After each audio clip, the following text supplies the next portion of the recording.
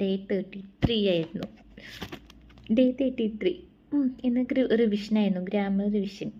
ഇതുവരെ എടുത്തെല്ലാം ഗ്രാമറും കൂടി റിവിഷൻ. അപ്പോൾ നമ്മളൊന്ന് റിവിഷൻ ചെയ്തിട്ട് അക്വസേറ്റീവ് വരെ എത്തിയുള്ളൂ. ഇനി ബാക്കി റിവിഷൻ നാളെ എടുക്കും. എക്സാം ഫ്രൈഡേ അല്ലെങ്കിൽ സാറ്റർഡേ എന്നാണ് പറഞ്ഞത്, മെയിൻ എക്സാം വരുന്നത്. അപ്പോൾ അതങ്ങനെ.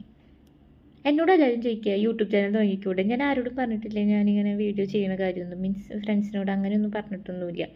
അപ്പോൾ ഇന്ന് മാം ചോദിച്ചു നിനക്ക് യൂട്യൂബ് ചാനൽ തുടങ്ങിക്കൂടെ, അങ്ങനെ ചെയ്തൂടെ, ഇങ്ങനെ ചെയ്തൂടെ, കുറേ കണ്ടൻറ്റ് കിട്ടില്ല അബ്രോഡല്ലേ. പക്ഷെ ഞാൻ പുറത്ത് നിൽക്കുമ്പോൾ എനിക്ക് തോന്നും നാട്ടിൽ ചെന്നാൽ കണ്ടൻറ്റ് കിട്ടുമെന്ന്.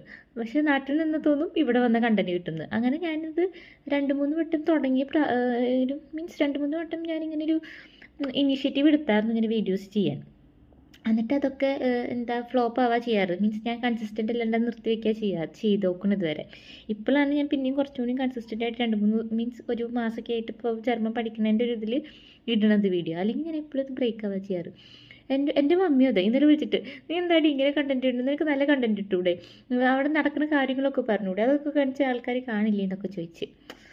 അപ്പോൾ അങ്ങനെ.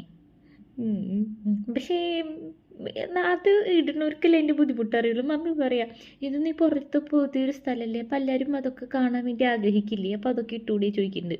ഇന്ന് ഇപ്പോൾ എൻ്റെ മാമും അങ്ങനെ ചോദിച്ചേ, മീൻസ് എന്തൊക്കെയാണ് നിങ്ങളുടെ ഡെയിലി ലൈഫിൽ നിന്നൊക്കെ ഇട്ടൂടെ. പക്ഷെ എനിക്ക് എൻ്റെ ലൈഫിൽ ഗുമ്മായിട്ടൊന്നും തോന്നുന്നില്ല, അതാണ് പ്രശ്നം. എനിക്കെല്ലാം നോർമാലിനോ ആയിട്ടാണ് തോന്നുന്നത്.